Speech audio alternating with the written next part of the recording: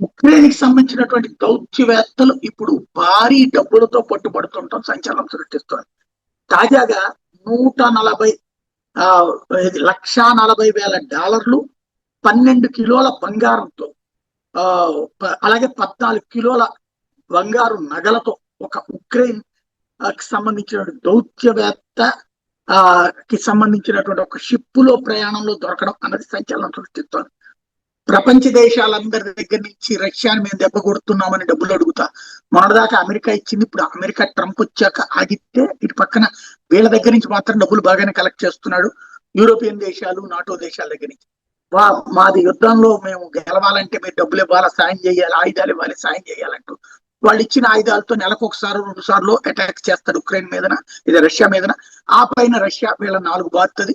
ఈ మధ్యలో చచ్చిపోతున్నది జనాలు, నాశనమవుతుంది ఉక్రెయిన్. లాభపడుతున్నటువంటి జెలెన్స్కీతో కూడినటువంటి వాళ్ళ రాయబారి టీం అన్నది మరొకసారి తేలిందన్నమాట.